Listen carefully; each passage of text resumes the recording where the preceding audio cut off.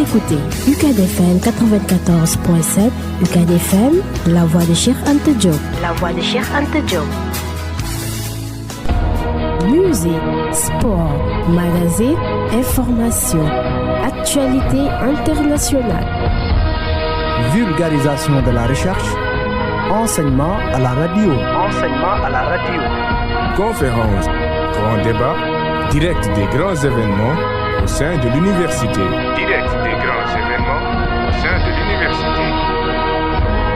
Vous écoutez UCAD-FM 94.7, la voix de Cheikh Anta Diop. La voix de Cheikh Anta Diop. UCAD-FM 94.7. Mesdames et messieurs, vous écoutez UCAD-FM 94.7, la voix de Cheikh Anta Diop. Merci de rester en notre compagnie sur la radio universitaire.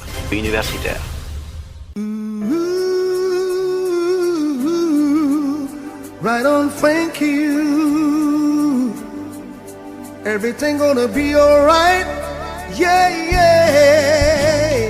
Temple handicapé. Temple handicapé, une émission consacrée aux personnes en situation de handicap au Sénégal en général et au sein de l'université en particulier. Élèves, étudiants, enseignants, parents d'élèves, experts et autres travailleurs vivant avec handicap ou parmi les handicapés feront le temple handicapé. Temple handicapé se penche sur les aspects de la vie du handicapé, ses droits, ses conditions d'études et de vie, sa santé. C'est un vendredi sur deux de 10h à 11h avec Abdourahim Diallo. Temple handicapé sur UCAD-FM 94.7, la première radio universitaire du Sénégal. Mon handicap, c'est pas mes jambes, même si je boite, même si elles tremblent. Et ça n'est pas mon corps trop lourd qui bouge pas quand d'autres courent. Mon handicap, c'est pas mes yeux qui ne voient pas ton beau ciel bleu. C'est pas les murs de mon silence, c'est pas mes journées d'espérance. Mon handicap, ce sont tes mots, c'est ce que tu penses et qui... Right on, thank you. Everything gonna be alright. Yeah, yeah.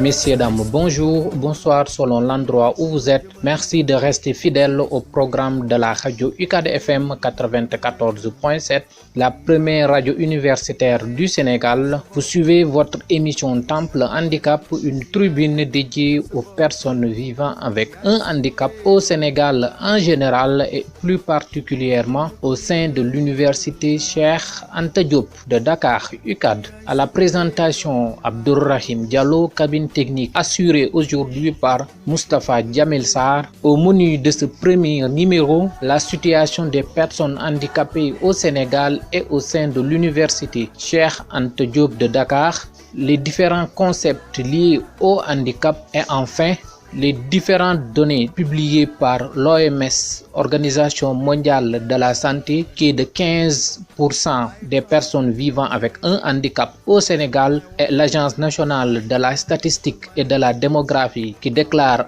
dans son rapport de 2013 qu'il y a 5,9% des personnes de la population sénégalaise vivent avec un handicap. Ce sera l'explication de notre expert du jour et d'autres sujets seront traités. Right on, thank you. Everything gonna be alright. Yeah, yeah.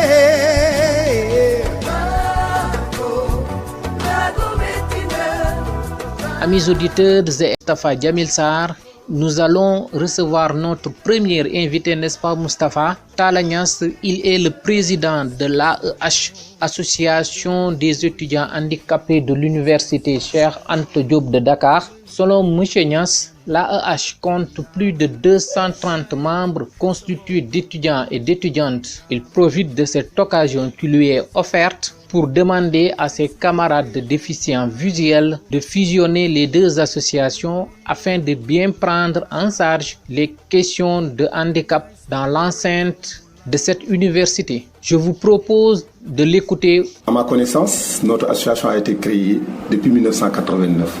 Il a existé depuis 1989 au sein de l'université, mais Dieu nous a donné la chance d'avoir une reconnaissance juridique cette année-ci. C'est-à-dire l'association est maintenant reconnue par l'État. Et nous avons notre récépissé qui nous a permis vraiment de faire valoir nos droits sur le plan national. Et le nombre de vos membres est estimé à combien? Voilà, le nombre des étudiants handicapés au sein de l'université, ça tourne à environ plus de 250 d'après le recensement. Parce que jusqu'à présent, on continue à recenser les nouveaux bacheliers de cette année qui arrivent. Donc ça tourne environ plus de 250. Je ne connais pas encore le nombre exact parce que chaque année on a des nouveaux adhérents. Et plus les membres qui étaient là l'année passée. Donc ça augmente de petit à petit. Et quels sont les différents types d'handicaps qui existent au sein de votre structure? Voilà, les différents types de handicaps qui existent au sein de notre structure, je peux dire qu'il y a beaucoup de types de handicaps. On voit les personnes à mobilité réduite, c'est-à-dire ceux qui se déplacent avec des fauteuils roulants.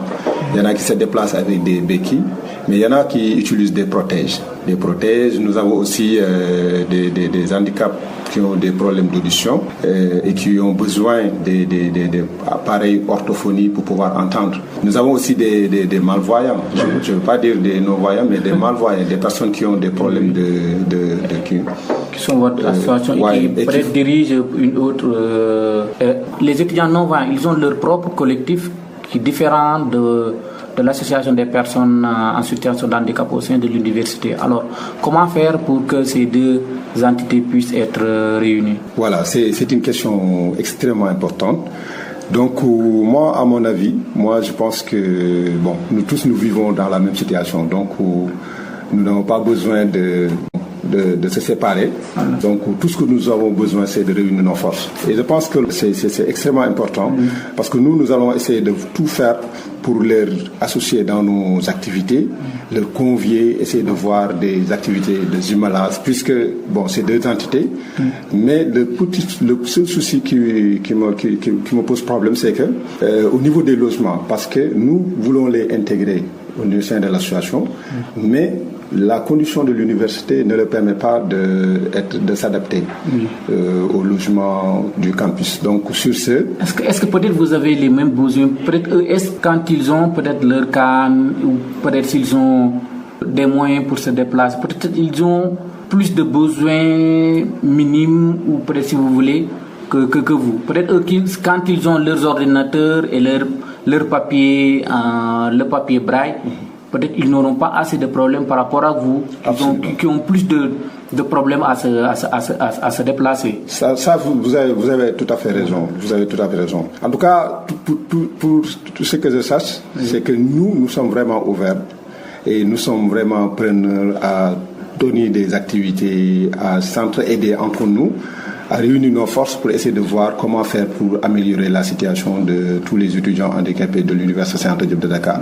Parce que comme vous l'avez dit, les besoins ne sont pas les mêmes. Peut-être les difficultés que les étudiants malvoyants rencontrent et les difficultés que les étudiants en mobilité rencontrent ne sont pas les mêmes. Donc c'est à nous de réunir nos forces, nos synergies.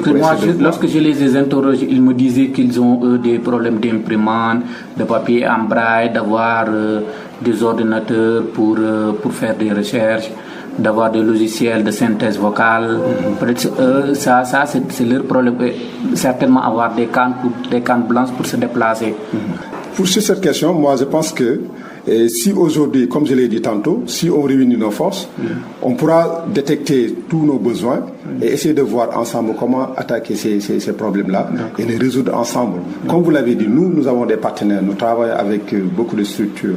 Je remercie la Fondation ECAD et le rectorat qui nous accompagnent, ainsi que la direction du COUD, qui sont toujours là à nous accompagner. Mais nous avons besoin aussi des partenaires d'extérieur, c'est-à-dire d'externes, c'est-à-dire qui peuvent nous appuyer.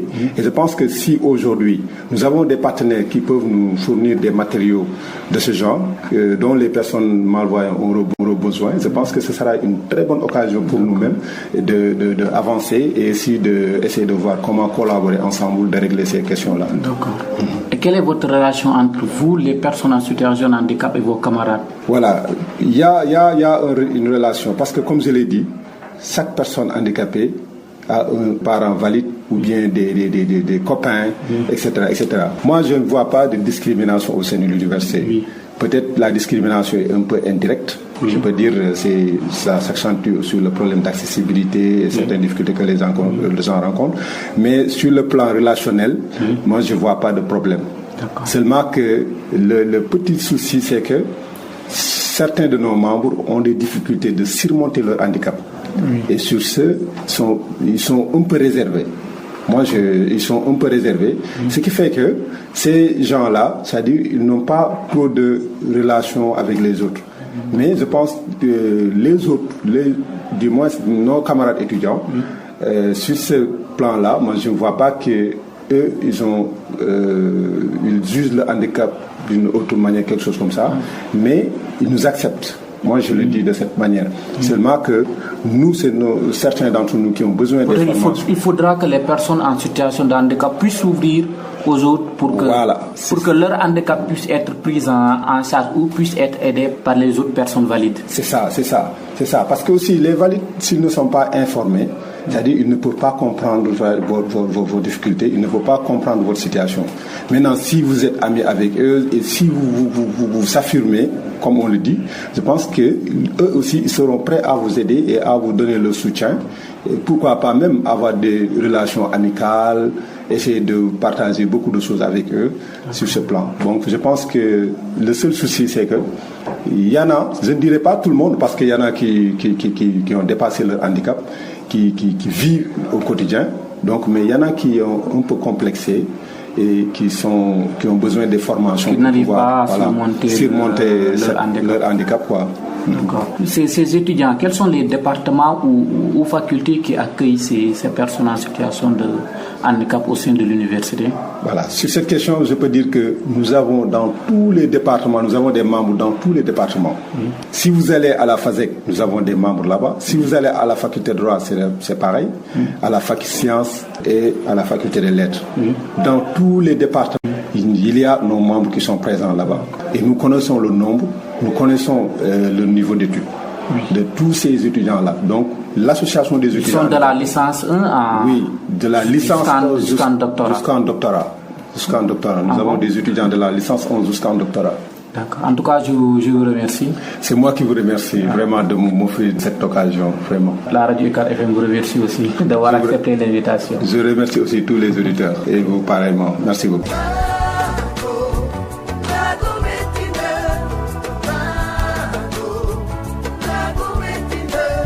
Merci M. Talagnas qui nous a fait la présentation de l'AEH, mais aussi la situation des membres de la dite association. Je rappelle que vous suivez votre émission Temple Handicap sur UCAD FM 94.7, la voix de Cheikh Anta Diop. Pour Mamadou Lamine Baye, le coordonnateur du collectif des étudiants non-voyants, les étudiants déficients visuels ont leurs problèmes spécifiques, a-t-il martelé. C'est pourquoi ils ne peuvent pas adhérer à l'AH, a déclaré Mamadou Lamine Baye. Il souligne que les handicapés visuels sont au nombre de 9 au sein de l'université et que d'autres sont dans les instituts de formation hors de l'université. Écoutons Mamadou Lamine Baye. Bon, nous avons environ 10 étudiants, mais la majeure partie sont à la faculté des sciences juridiques et politiques. Mais le reste, ils sont à la faculté des lettres. Et qu'est-ce qui suit à la faculté des lettres? Bon, il y a un étudiant qui fait la sociologie et l'autre, c'est une étudiante qui fait l'allemand. Donc vous les étudiants non-voyants, vous êtes à la faculté des sciences juridiques et politiques, FSJP, et au département de la sociologie et au département d'allemand. Alors, comment vous étudiez au sein de l'université? Comment les étudiants ont la perception de la vision aveugle au sein de l'université? Bon, j'ai le plaisir vraiment de vous expliquer ce que tu m'as demandé. Beaucoup d'étudiants n'ont pas vraiment l'esprit ouvert. Bon, je ne sais pas, peut-être ils n'ont pas l'habitude de partager la même classe avec des étudiants aveugles, raison pour laquelle nous avons beaucoup de difficultés. Donc vous nous disiez en fait tout à l'heure que en fait, ces étudiants, les autres étudiants valides ne comprennent pas en fait comment aider la cible aveugle. Oui. Donc est-ce qu'il ne faudra pas les sensibiliser afin qu'ils puissent prendre en charge ou bien vous aider au sein de l'université? Parfaitement, vous avez raison. Pour moi, il y a le manque d'approche inclusive sur le plan sensibilisation, si je peux dire. Bon, raison pour laquelle, ils ne sont pas prêts pour l'instant pour accueillir des étudiants aveugles. Donc, pour moi, on a raté la sensibilisation dès le bas âge. D'accord. Et est-ce que les professeurs qui vous dispensent ces cours-là, ils vous comprennent en faisant ces cours-là en classe? Bon, il y a peu de professeurs qui nous comprennent. Bon, mais la majeure partie, ne cherche même pas à nous comprendre. Je ne sais pas. Peut-être ils ont en tête de dire tous les étudiants sont au même pied. Raison pour laquelle des fois ils nous forcent vraiment de... Est-ce qu'il ne faudrait pas en fait sensibiliser la communauté universitaire, c'est-à-dire les étudiants, l'administration, les professeurs, afin qu'ils puissent comprendre ce que c'est en fait réellement la cible aveugle pour qu'ils puissent prendre en charge ces personnes en situation de handicap? Vraiment, c'est ce qu'on devait faire avant l'entrée à l'université, avant l'accès à l'université pour les étudiants aveugles. Donc pour moi, on a vraiment raté la sensibilisation. Et depuis quand vous avez commencé à faire des études universitaires au sein de cette université, chez Anta Diop? Nous sommes à l'université chez Anta Diop depuis 2012, après la suite d'une grève de nos précédents qui obtenaient le bac et qui n'étaient pas orientés à l'université chez Anta Diop de Dakar. Et durant tout ce temps, qu'est-ce qu'ils faisaient? La plupart d'entre eux restaient chez eux. Donc, mais ceux qui avaient les moyens dans les universités privées. D'accord. Il allait donc dans les instituts privés pour faire une haute formation. Mais là-bas aussi, il y a un problème parce que tout le temps, nous faisons face à d'importantes difficultés, telles que le peu d'accès sur le plan mobilité et orientation. Il y a aussi le manque, la non-acquisition de matériel didactique et informatique. D'accord. Et comme vous le connaissez, l'étude supérieure, c'est des recherches. Et vous, on a deux identités des personnes en situation de handicap au sein de l'université. On a le collectif des étudiants non-voyants et celui des personnes de l'association des personnes handicapées au sein de l'université. Sur ça, je vais apporter des éclaircissements un peu. Il n'y a pas de confusion, il n'y a pas de querelle, je veux dire, entre nous. Mais peut-être les objectifs ne sont pas les mêmes. D'accord. Alors, quel message lancez-vous aux autorités universitaires, c'est-à-dire du COUD et du rectorat, pour qu'enfin les décisions prises envers les personnes en situation de handicap puissent être vraiment une bonne chose pour vous, les personnes en situation de handicap? Sur ça, M. Diallo, je vous remercie davantage. En tout cas, à travers cette émission, je voudrais inviter toutes les autorités composantes de l'université Cheikh Anta Diop de Dakar de nous venir en aide, parce que vraiment nous le méritons. Merci Mamadou Lamine Baye, le coordonnateur du collectif des étudiants non-voyants. Il est revenu sur le nombre des étudiants aveugles qui est de 8 et la non-adhésion des déficients visuels étudiants à l'AEH. Avant de recevoir Moustapha Bediba, avec la collaboration technique de Moustapha Djamil Sarr, écoutons un tampon musical et on revient dans un instant, chers auditeurs.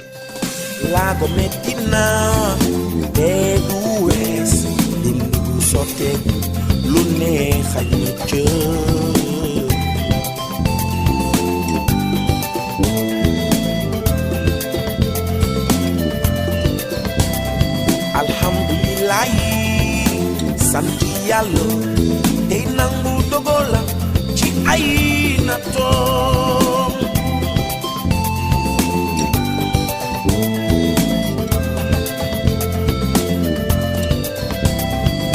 laago metti na Merci Moustapha Djamil Sarr pour ce tampon musical. Nous allons accueillir son homonyme Moustapha Beydiba qui est agent à l'université Cheikh Anta Diop. Bonjour Moustapha Beydiba. Bonjour. Présentez-vous. Je m'appelle Moustapha Ba, responsable du relais handicap à la direction de la vie universitaire et des services à la communauté, rectorat UCAD. Quelle est la situation exacte des personnes vivant avec un handicap à l'université Cheikh Anta Diop de Dakar? Bon, je vous donne les statistiques concernant les étudiants handicapés à l'UCAD. Bon, en tant que structure, je ne peux que vous donner les chiffres les plus fiables que nous avons obtenus en collaboration avec la DISI. Et ce recensement, on l'a fait en 2017. En fin 2017, précisément en 2017, nous avions recensé 163 étudiants handicapés régulièrement inscrits à l'UCAD. Les étudiants handicapés moteurs régulièrement inscrits à l'UCAD en 2017. 2017 plutôt, c'était 163 étudiants. Donc, compte tenu également des 33 nouveaux bacheliers que nous avons obtenus au mois d'octobre 2017, qui étaient 33 nouveaux bacheliers. Donc, en fin 2017, on avait 196 étudiants handicapés moteurs régulièrement inscrits à l'UCAD. Vous devez comprendre que ces genres de recensement, c'est pas facile de les organiser chaque année. Mais on peut se baser sur ces chiffres de 2017 pour faire une bonne estimation des étudiants handicapés à l'UCAD. Voilà, chaque année c'est ça. C'est des chiffres qu'on peut majorer chaque année à 10%. Voilà, parce que chaque année ils reçoivent en moyenne au niveau de l'association, ils recensent en moyenne environ 30 nouveaux bacheliers. Donc si vous considérez également le nombre d'étudiants qui épuisent leur droit d'inscription chaque année, donc vous pouvez majorer ces chiffres à 10% sur ce nombre que vous avez. Donc ça peut vous permettre de faire de bonnes estimations. Maintenant, en 2019, nous avons obtenu d'autres statistiques selon l'AEH, l'Association des étudiants handicapés. L'AEH ne regroupe pas seulement les étudiants de l'UCAD, parce qu'il y a d'autres étudiants qui sont membres de l'AEH et qui ne sont pas inscrits à l'UCAD. Et les chiffres qu'ils nous ont donnés l'année dernière s'élèvent à 246 membres. Donc 203 garçons et 43 filles. Oui, au niveau de l'association des étudiants handicapés. Moteurs surtout. Maintenant, pour les non-voyants, l'année dernière, en fin d'année, on avait 15 étudiants non-voyants. 6 filles et 9 garçons. Donc si vous prenez 246 plus 15, ça vous fait, si je ne me trompe, 261 au total. Voilà. Et il est à noter que ce sont seulement ces deux catégories d'étudiants handicapés que nous voyons à l'université, parce que souvent les autres catégories de personnes handicapées, souvent comme on a l'habitude de le dire, préfèrent plutôt se fondre dans la masse au lieu de se faire recenser. Voilà, c'est ça. Donc, nous recensons que ces deux catégories d'étudiants handicapés, les handicapés moteurs et les handicapés visuels. Ce sont ces deux types de déficiences que nous avons au niveau de l'université. Certes, il y a d'autres étudiants qui sont malentendants, les albinos également sont là-bas, mais de toute façon, ce sont ces étudiants-là qui viennent se faire recenser. Vous pouvez également noter que la majorité de ces étudiants sont inscrits entre la faculté des lettres et la faculté de droit. La majorité, chaque fois, c'est ça, ils sont entre la faculté des lettres et la faculté de droit. Maintenant, les autres, le reste sont répartis, le reste est réparti plutôt, le reste de ces étudiants, ils sont répartis entre les autres facultés et écoles et instituts. Merci Moustapha Bediba. Je rappelle à nos auditeurs que vous êtes agent à la direction de la vie estudiantine et des affaires de la cité. Merci beaucoup. Nous allons terminer ce premier numéro de Temple Handicap avec l'expert du jour. Il s'appelle M. Issa Ndiaye, professeur à l'École nationale des travailleurs sociaux spécialisés. Bonjour M. Issa Ndiaye. Bonjour chers auditeurs, je m'appelle M. Issa Ndiaye, formateur à l'École nationale des travailleurs sociaux spécialisés de Dakar, spécialisé sur les questions du handicap. Je suis par ailleurs conseiller en travail social. Merci d'avoir accepté notre invitation. Est-ce que vous pouvez nous parler un peu de votre parcours? Mon parcours, j'ai commencé professionnel. Même scolaire si vous voulez. Bon, scolaire, j'ai fait mes premières scolarités, je crois, à Thiès, l'école primaire, le lycée directement. Oui. Ensuite, j'ai fait l'école normale. Oui. Je suis sorti comme instituteur, donc j'ai professé pendant plus d'une dizaine d'années. Ensuite, j'ai été non seulement dans les classes, mais ensuite j'ai été directeur d'école pendant 10 ans, donc d'une école élémentaire. Et j'ai quitté l'enseignement en tant qu'instituteur de classe exceptionnelle. Ah bon? Donc, de classe exceptionnelle, et j'ai atterri, je crois, à l'université de Dakar pour refaire mes études supérieures, en l'occurrence en philosophie. Oui. J'ai commencé, mais je crois que j'ai dû interrompre le parcours et aller à l'INTSS, l'École nationale des travailleurs sociaux spécialisés, pour un peu plonger dans le social et apporter ma pierre à l'édifice et au soutien des personnes vulnérables. Donc pour l'INTSS, j'ai traversé tous les cycles. J'ai fait non seulement le premier cycle, le travail social spécialisé, en formation en réinsertion des personnes handicapées. J'ai ensuite continué comme formateur au second cycle. Donc j'ai eu le diplôme supérieur en travail social et fini par être formateur en travail social. Vous avez aussi écrit des mémoires sur le handicap aussi? Voilà, j'ai écrit tous mes mémoires sur le handicap. Au premier cycle, je crois que j'ai fait beaucoup de stages à l'Université de Thiès. J'ai écrit des jeunes aveugles de Thiès. Oui. Mon premier mémoire, je l'ai dédié à ces enfants-là. J'ai écrit un mémoire sur l'INEFJA de Thiès, sur les besoins, la capacité de réponse de l'INEFJA par rapport aux besoins des enfants aveugles et des jeunes aveugles. Et là-bas, je crois que j'avais suggéré dans les solutions que l'INEFJA soit réellement nationale. Certainement, nous allons y aborder en parlant de l'éducation des personnes en situation de handicap. Voilà, certainement dans une autre émission. Dans nos prochaines émissions. Inch'Allah, il n'y a pas de problème. Voilà donc le parcours. Merci. Le deuxième mémoire aussi, je l'ai fait sur les personnes handicapées, sur l'accessibilité de certains services et la participation sociale des personnes handicapées. Je travaille avec la mairie de Dakar sur ça. Voilà les productions. Et maintenant, j'ai participé aussi à beaucoup de colloques internationaux sur les questions de handicap. Je fais partie d'un groupe d'experts qui organise souvent les colloques à l'international, en France, au Canada, un peu partout dans le monde, au Maroc, au Sénégal même. Voilà le parcours pour l'instant. D'accord. Amis auditeurs, je rappelle que vous suivez Temple Handicap, une nouvelle émission des personnes en situation de handicap au Sénégal et plus particulièrement à l'université Cheikh Anta Diop. Monsieur Issa Ndiaye, qu'est-ce que le handicap? Parce que les gens ont habitude souvent à considérer le handicap. On a l'habitude de parler d'handicap. Quand on parle d'handicap, on fait référence à quoi? Question très importante de dire qu'est-ce que le handicap. Oui. Parce qu'il y a toute une confusion autour du concept de handicap. Et il y a toute une histoire aussi autour de ce mot. Oui.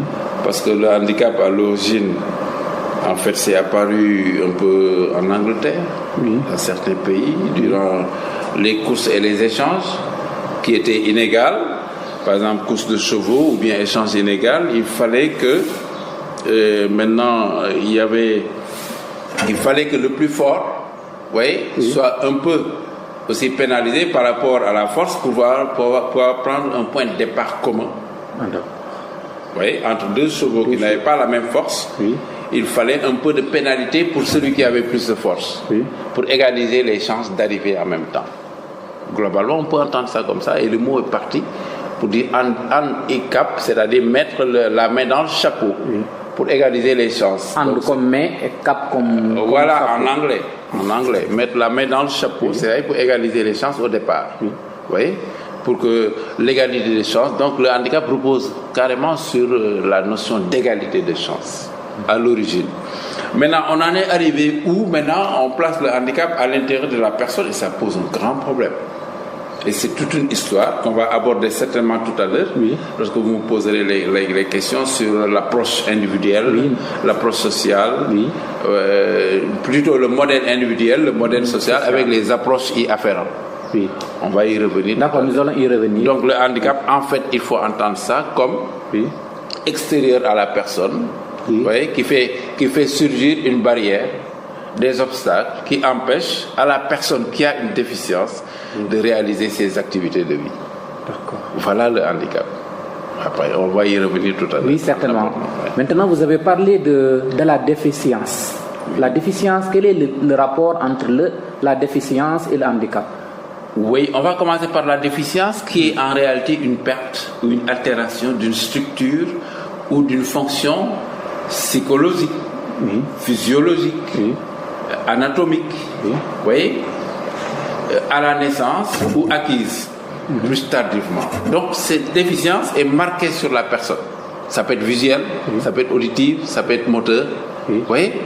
Donc c'est marqué sur la personne. C'est ça la déficience. La personne a une déficience. La déficience maintenant n'est pas une maladie. D'accord, certainement nous allons y revenir. Voilà, peut-être en parlant des modèles et des approches. Voilà, maintenant c'est la personne qui a une déficience, qui est durable, qui est là marquée, qu'on appelle plus tard la personne handicapée. Et qui bénéficie du droit. Actuellement, avec la Convention internationale des personnes handicapées, on parle de personnes handicapées. Vous voyez, en faisant référence maintenant sur les incapacités physiques, mentales, intellectuelles, sensorielles, durables, dont l'interaction avec diverses barrières peut faire obstacle à la pleine participation à la société sur la base de l'égalité avec les autres. Voilà après la définition de personne handicapée. Donc la définition est élargie. Mais aujourd'hui, en se basant sur de votre définition que vous nous avez donnée, vous avez parlé de la déficience et de l'incapacité. Alors, l'incapacité, c'est quoi alors? L'incapacité serait la conséquence de la déficience. D'accord. Une personne du handicap. Voilà, qui découle de la déficience. De la déficience. Pas du handicap, mais de la déficience. L'incapacité, c'est la conséquence de la déficience sur l'activité et correspond à toute réduction de la capacité ou à l'impossibilité à accomplir certaines activités ou certains rôles sociaux, certains gestes de la vie quotidienne. Voilà l'incapacité. C'est la personne qui a une déficience, vous voyez? Oui. Il peut avoir une incapacité à réaliser certaines habitudes de vie. Et on parle d'incapacité dans ce cas. Et maintenant, ça, justement, quand la personne a une incapacité, ça a des avantages. Ça pose un désavantage par rapport maintenant à ses pairs qui sont là. Oui, en quoi En quoi cela explique le désavantage? Non, le désavantage serait maintenant la conséquence de l'incapacité. Vous voyez? D'accord. Parce que le désavantage, ça limite et interdit les rôles qu'un individu peut jouer du fait de sa déficience. Donc, si je vous comprends bien, la déficience a pour conséquence l'incapacité. L'incapacité découle de l'incapacité va découler des désavantages. Oui, par rapport aux rôles sociaux que la personne devait jouer, si on le compare un peu à ses pairs. Ouais, d'où il faut justement intervenir pour égaliser, compenser, etc. Alors, vous nous parlez tout à l'heure des modèles, des modèles individuels, sociaux. Pourquoi parle-t-on alors de modèles individuels ou, si vous voulez, social, en parlant du handicap? Voilà, quand on parle de modèle individuel, modèle social, c'est faire référence à l'évolution même de la perception du handicap. Dans la perception. Parce qu'au départ, quand on parle de modèle individuel, c'est que le handicap ou la déficience était considéré comme une pathologie individuelle. Quand on prend le handicap comme une pathologie individuelle, ça pose problème. Ce qui veut dire que quand on prend ça comme ça, vous savez que la représentation sociale, l'image qu'on a de quelque chose fait qu'on va prendre en charge la chose telle que perçue. Oui. Et ça déforme. Maintenant, quand on a une perception du handicap comme une pathologie individuelle, on a tendance à guérir cette pathologie, à la considérer comme une maladie. Or, le handicap n'est pas une maladie. Il est quoi alors? Non, le handicap est complètement hors de la personne et ça provient Parce que souvent les gens ont l'habitude de dire le handicap est en fait une maladie, donc on doit souligner que l'aspect biomédical. Biomédical. Or, le handicap survient de l'interaction de la personne qui a une déficience et de l'environnement quand il veut réaliser une habitude de vie, une activité. Quand il a obstacle, on dit qu'il y a handicap. Il est handicapé par quelque chose qui lui empêche de réaliser ses habitudes de vie. Il faut intervenir donc pour qu'il puisse réaliser ses habitudes de vie. On aura une participation sociale. Donc, en considérant le modèle individuel, donc deux variantes vont sortir de là-bas. Une approche biomédicale pour guérir, et une approche fonctionnelle. Approche biomédicale, approche fonctionnelle. Donc, l'approche biomédicale voudrait guérir le handicap. Or, la déficience est déjà marquée, on ne peut pas guérir. Un aveugle qui est complètement devenu aveugle, on peut lui guérir la maladie. Il est déficient visuel, vous voyez, on ne peut plus guérir la maladie. La personne porte une déficience visuelle. Ça peut être même chose pour une déficience motrice, une déficience auditive, vous voyez, ou bien une déficience intellectuelle. Vous voyez, là où le cerveau peut s'arrêter quelque part, ne peut pas évoluer. Maintenant, dans cette même variante, nous aurons, dans cette catégorie, nous aurons la deuxième variante, l'approche fonctionnelle. L'approche fonctionnelle qui consiste à poser des prothèses, à réadapter la personne. Mais aujourd'hui, en prenant en considération l'aspect, les variantes biomédicales, souvent, on considère souvent que le handicap, on doit juste souligner, traiter que le modèle. Et quand on traite que le modèle médical et on laisse les autres aspects des autres modèles, on risque de ne pas prendre en charge complètement le handicap. Non, justement, on va oublier le handicap. Et on va se focaliser sur la personne comme malade. Or, la personne qui a une déficience est complètement guérie, n'a plus de déficience. Vous voyez, une personne qui a une déficience visuelle, qui n'est plus malade, qui avait le glaucome, maintenant qui est devenue malade, mais qui est du glaucome, qui atterrit maintenant sur le fait que la personne est devenue complètement aveugle, le docteur ne peut plus rien. Vous voyez? Donc l'intervention du docteur là-bas n'est plus pour le guérir.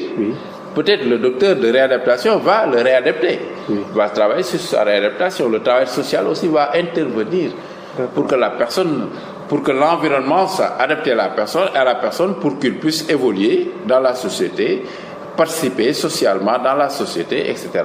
Donc corriger l'environnement. C'est pourquoi l'autre modèle social va justement interpeller l'environnement, parce que ça va évoluer et ça va donner maintenant le handicap comme pathologie sociale. Qu'on appellera modèle social. Et du modèle social va sortir maintenant deux variantes à peu près, une approche environnementale et une approche droit de l'homme. L'approche environnementale va sortir le handicap de la personne pour le poser pour dire que c'est la société elle-même qui est handicapée en fait. Pourquoi? À cause des barrières qui ne facilitent pas la participation sociale de la personne qui a une déficience. Ce qui veut dire qu'il faut intervenir dans l'environnement, les questions d'accessibilité, d'accessibilité physique. Qui peut-être fera l'objet des prochains thèmes de nos différents... Voilà, c'est important, il y a beaucoup de choses à dire. Alors, vous nous parlez un peu de l'aspect fonctionnel. Oui. C'est quoi alors? L'aspect fonctionnel, c'est le fait de poser des prothèses pour réadapter la personne, pour que la personne puisse fonctionner. Parmi les approches. Oui, c'est lié au modèle individuel. C'est lié au modèle individuel. C'est pas simple, c'est un peu compliqué. C'est des éléments de cours extraits. D'accord. Voilà. Alors, au Sénégal, quand on parle d'handicap, on fait référence à quoi pour parler des différents types de handicap? Pour que ceux qui nous écoutent ou nos auditeurs puissent comprendre qu'au Sénégal ou dans le monde, quand on parle de différents types de handicap, on peut dire que c'est tel type et tel type, et qu'on arrive à catégoriser les différents types de handicap. Voilà, maintenant c'est difficile à faire dans le monde. Parce que si vous interrogez chaque pays du monde, chaque pays à peu près a son répertoire. Parce que les pays se sont aventurés à faire chacun sa loi d'orientation sociale, une loi interne. Oui. Pour maintenant identifier la typologie des déficiences, etc. Mais grosso modo, les déficiences peuvent être regroupées. Hein? Oui. On a des déficiences sensorielles. Oui. Oui, on aura le visuel, l'auditif à l'intérieur. Oui. Oui. On aura des déficiences au plan psychique, par exemple. Oui. On peut prendre la déficience intellectuelle à l'intérieur, avec les IMC, les trisomie 21, etc. On aura des déficiences physiques, qu'on appellera moteur, oui, déficiences motrices, oui, et qui vont interpeller différents aspects. Voilà, grosso modo, hein, des typologies de déficiences regroupées. Maintenant, en faisant des recherches, dans certains pays, c'est très compliqué. Hein. Donc, ils prennent exprès de cibler certaines déficiences beaucoup plus aiguës encore, beaucoup plus formalisées. Ils ont beaucoup plus approfondi la question. Voilà, dans certains pays. Dans certains pays. D'accord. Et au Sénégal, ils ont catégorisé les différents types d'handicap. Oui. Depuis le Conseil interministériel de 2011, je crois, interministériel qui a été organisé par le gouvernement du Sénégal. Hein. Oui. Donc ce conseil interministériel avait circonscrit les handicaps. Hein. Oui. Comme par exemple visuel, il y avait les visuels, les aveugles. Oui. Donc il y avait les sourds, hein, déficience auditive, vous voyez, déficience motrice. Oui. D'accord, déficience motrice. Il y avait aussi les albinos, avec les problèmes de peau qui apparaissent. Oui. Vous voyez, à peu près des catégories comme ça, comme déficience. Alors, on ne peut pas faire la catégorisation des différents types de handicap sans ne pas parler des facteurs de risque au handicap. Oui, les facteurs de risque, en fait, c'est ce qui amène les déficiences en tant que telles. Oui. Quand on dit facteurs de risque, vous voyez. Et d'abord, qu'est-ce qu'un facteur de risque? Oui, si vous voulez. Vous voyez, un facteur de risque, c'est justement un élément appartenant à l'individu. Oui. Ou provenant de son environnement, susceptible de provoquer soit une maladie, un traumatisme, ou toute autre atteinte à l'intégrité ou au développement de la personne. C'est ça un facteur de risque qui peut survenir. D'accord? Maintenant, un facteur de risque qui arrive effectivement devient une cause. C'est-à-dire une cause, c'est un facteur de risque qui a effectivement entraîné un traumatisme ou toute autre atteinte à l'intégrité ou au développement de la personne. Ça, un facteur de exemple. Conduire un véhicule en utilisant son téléphone portable, en téléphonant, c'est un facteur de risque. D'accord, oui. Oui. Maintenant, si l'utilisation du téléphone portable au volant cause un accident, le facteur de risque devient une cause. C'est-à-dire le téléphone là a causé un accident. Maintenant, l'accident qui arrive par exemple à une femme qui conduit ou bien à un homme qui conduit peut laisser des séquelles maintenant sur la personne. Oui. Donc la personne est immédiatement conduite à l'hôpital. Le docteur prend en charge. Maintenant, le docteur peut faire un pronostic. Il peut dire que la personne a définitivement perdu la jambe. Ce qui veut dire qu'à la sortie de l'hôpital, quand la plaie va guérir, la personne va sortir avec une déficience motrice. Voilà. D'accord. Oui, voilà un exemple. Donc la personne va sortir avec une déficience motrice. Maintenant, pour refaire ses activités, la personne va rencontrer des barrières et des obstacles. Effectivement. D'où maintenant son handicap. Le handicap va apparaître. C'est-à-dire on dirait que la personne est handicapée. Pourquoi? Parce qu'elle ne parvient pas à faire ses activités, ses rôles sociaux comme avant. Il faut maintenant lever l'obstacle en intervenant sur le modèle, à partir du modèle individuel. Deuxième variante fonctionnelle, on lui cherche des prothèses. Si maintenant on lui cherche des prothèses, la personne est capable maintenant de reconduire son véhicule, de marcher, de courir et de retrouver ses activités professionnelles. La personne est certes une personne handicapée parce qu'elle a une déficience durable marquée, mais elle fait sa participation sociale correctement. Elle n'est plus en situation de handicap que dans certaines situations particulières. D'accord. Donc voilà à peu près le facteur de risque où ça peut mener. Donc ça peut mener, le facteur de risque peut mener maintenant vers une rectification des facteurs personnels. Parce que si l'intégrité de la personne est atteinte, vous voyez que là, la personne, comme vous avez posé la question tout à l'heure, il y aura une incapacité qui va apparaître dans certains rôles sociaux ou activités. Il y aura un désavantage qu'il faudra compenser. Voilà à peu près donc la question des facteurs de risque. Donc l'État devrait mettre des dispositifs pour que les personnes en situation de handicap puissent vivre ou vaquer, ou participer socialement de manière correcte à leurs occupations. Oui, il y a des mesures compensatoires. Maintenant, la loi d'orientation sociale est venue pour ça d'ailleurs.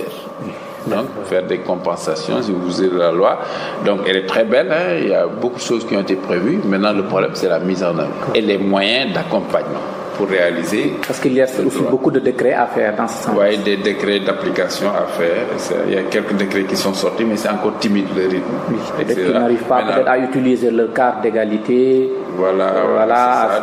Peut-être se soigner, utiliser l'accès dans le transport. Voilà, l'État a beaucoup fait, mais il reste beaucoup à être fait. Le chantier est très grand. Donc, voilà. Et les moyens aussi ne suivent pas, on comprend. Maintenant, il faudrait que les organisations et les personnes handicapées se mobilisent aussi pour essayer de jouir de leurs droits.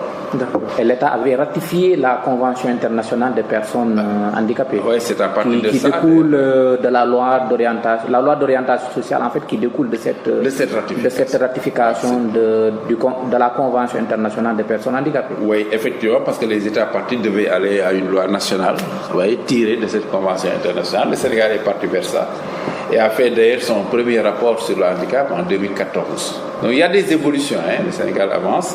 Il y a même un outil de mesure de la question du handicap qui a été sorti, validé aussi pour ça. Donc il y a beaucoup de mesures qui sont là, mais le chantier est très grand. Donc aujourd'hui, quel est le pourcentage fait par les différents services de l'État pour considérer qu'au Sénégal, on est à tel pourcentage de personnes en situation de handicap au Sénégal? Oui, si on se fie à l'agence des statistiques au niveau du Sénégal, on est à 5,9%, je crois. Donc 5% à peu près. Maintenant, pour le dernier recensement. Oui. Maintenant, le chiffre de l'OMS lui donne 15%. C'était en 2011. Il y a un grand écart. Donc, ce n'est pas la même appréciation. Maintenant, il y a un problème dans les statistiques. Et qu'est-ce qu'il explique? Parce qu'il y a une grande différence de 9, oui, maintenant, les instruments utilisés, la méthodologie d'approche scientifique qu'on a utilisée pour recenser ces personnes, est-ce qu'il y a eu assez de moyens pour recenser correctement dans la population générale, les personnes qui avaient réellement des déficiences? Certainement, l'Agence nationale de la statistique de l'État n'avait pas pris certaines considérations du handicap pour faire ce sondage. Oui, ils ont utilisé en tout cas l'outil de Washington, pour mesurer. Donc il y a de l'invigilance dans les outils. C'est critiquable. Maintenant, tous les experts doivent se réunir autour de la question. Pour savoir, parce qu'il faut avoir le nombre aussi pour corriger et faire des actions de l'État.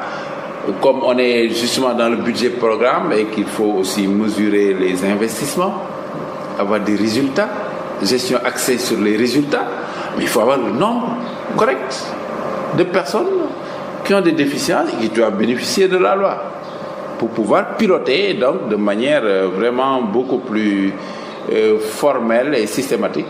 Aller vers des résultats, etc. Maintenant, c'est une faiblesse. Oui. Un peu partout dans le monde, on a une faiblesse par rapport aux statistiques, même pour l'éducation des enfants handicapés, etc. Mais quel est le nombre, quel est le chiffre? On maîtrise pas. Souvent, c'est des problèmes. Donc, c'est des problèmes à corriger. Je crois que certainement, ils pourront utiliser peut-être les travailleurs sociaux pour leurs appuyer. Quelquefois, si vous ne prenez pas certaines considérations et vous ne s'approchez pas des experts, peut-être vous risquez de rater. Oui, de rater et même d'oublier des cibles. Effectivement. Des cibles dans les recensements, parce qu'il me semble que les albinos ont été oubliés dans un premier recensement. On ne les avait pas considérés comme des personnes handicapées. Or, au Sénégal, on les considère comme des personnes handicapées, même si dans certains pays, ils ne le considèrent pas, mais il faut regarder. Donc, les textes au niveau national, qui reconnaît-on comme personnes handicapées? On fait le recensement de chaque catégorie, etc., pour savoir le nombre exact. Il y a tout un travail sérieux à faire d'accord, pour arriver à ça. Et c'est une grande faiblesse de nos États au niveau planification. On n'a pas les chiffres exacts, d'accord. Amis auditeurs, vous suivez Temple Handicap. Temple Handicap est une nouvelle émission de la radio UCAD FM 94.7. Certainement, le dialogue national pourra régler le problème du handicap au Sénégal en se basant sur le dialogue national. Bon, est-ce qu'ils vont l'aborder? De toute façon, il fallait que... Je le pense. Il fallait en fait, pour chaque entité, des représentants. Oui, mais il faudrait que les représentants représentent réellement aussi les cibles qu'ils représentent et essayer d'influer la balance. D'apporter justement des points de... Je ne dirais pas de revendication, mais des points, des problématiques qui concernent les cibles qui sont représentées. Et essayer aussi de faire carrément la pression aussi pour qu'on inscrive les problèmes sur l'agenda politique de l'État. Parce que les politiques publiques aussi, si les problématiques ne sont pas inscrites sur les agendas des dirigeants, il y a peu de chances pour qu'on résolve certains problèmes. Qu'est-ce qu'ils peuvent réellement faire? Poser des problèmes. Est-ce qu'ils peuvent réellement poser le problème? Ah si, les problèmes sont posables sur les tables. Comme on est en discussion libre et en démocratie, les gens peuvent librement poser toutes les questions qui leur semblent pertinentes pour la société, pour la cohésion sociale, etc. Parce qu'en fait, c'est des personnes qui appartiennent à la société, des citoyens comme les autres. Oui. Donc il faudra les considérer. Donc dans le dialogue national, on doit prendre la question des personnes vulnérables, de la vulnérabilité, etc. Tout ça, donc qu'est-ce qu'on fait? Est-ce qu'on oublie cette tranche de la population? Et de les oublier, c'est en fait faire des erreurs parce qu'ils font partie de la population, etc. Donc il faudra voir cette question-là. Pour avoir une cohésion nationale, il faut prendre en compte tout le monde, la diversité de la nation et aller carrément vers des politiques inclusives, que ce soit l'éducation, le sport, etc. Inclure tout le monde, c'est ça l'inclusion. Il faut prendre en compte tout le monde à partir du macro. Oui, à partir du macro. Oui, macro-social, macroéconomique. Il faut prendre en compte tout le monde, toutes les cibles, les prendre en charge, budgétiser selon toutes les cibles. Voilà l'inclusion, ça commence là-bas. Former tout le monde par rapport à la diversité de la population. Je peux donner un exemple. Oui. Par exemple, si on veut avoir l'inclusion dans l'éducation, il faudra revoir carrément la formation de tous les enseignants, que ce soit à l'université, dans les lycées, collèges, à l'élémentaire, au collège. Et même la formation des adultes dans les maisons, dans les familles, il faudra former tout le monde. Parce que la personne handicapée peut être dans une famille et que les gens ne comprennent pas les différentes mesures à prendre pour que ce dernier puisse s'épanouir dans sa famille. Et c'est possible. Oui. Donc il faudra former tout le monde. Et là, l'État est capable de le faire. Oui, appuyé par des ONG donc, qui seront là pour travailler dans le même objectif que l'État, avec une évaluation et un regard de l'État, vraiment un regard très prudent et contrôleur de tout ce que les gens font dans le pays. Et comment la société sénégalaise appréhende le handicap au sein de sa société? Il y a une différence d'appréhension du handicap. Oui. Maintenant, si tout le monde était formé comme ici la filière qu'on forme sur le handicap, les questions de concept, oui, les définitions par rapport à l'actualité, etc., il y aurait moins de problèmes. Oui. Mais la grande masse n'est pas formée sur cette question et les gens héritent de leur ethnie, de leur base, de leur communauté, des représentations sociales souvent erronées. Et quand on a une perception erronée d'une problématique, on a tendance à prendre en charge de manière erronée et à passer à côté. Vous voyez que les ethnies même au Sénégal n'appréhendent pas le handicap de la même façon. Si tu prends certaines ethnies, ils vont prendre les personnes handicapés qui viennent en famille comme des sorciers. Donc ils ont tendance à les liquider, à les laisser en rade, à les exclure et même à tuer à l'extrême. Si tu prends d'autres ethnies, ils vont prendre les personnes handicapées qui arrivent en famille comme des dons de Dieu. Celui-là va s'occuper de celui-là. Et on a tendance même à amoindrir même l'autonomie de la personne en s'occupant trop de lui. Vous voyez que la perception, la représentation sociale influe sur la prise en charge. Donc il faut avoir une information juste sur tout ça. Égaliser les chances voudrait aussi dire informer tout le monde sur les problématiques qui sont sociales. Vous voyez, il y a tout un travail à faire au niveau de la nation, au niveau de tous les acteurs. Certainement, il faudra une communication pour ça. Beaucoup de communication, de formation, de sensibilisation sur la question. Le chantier est très grand.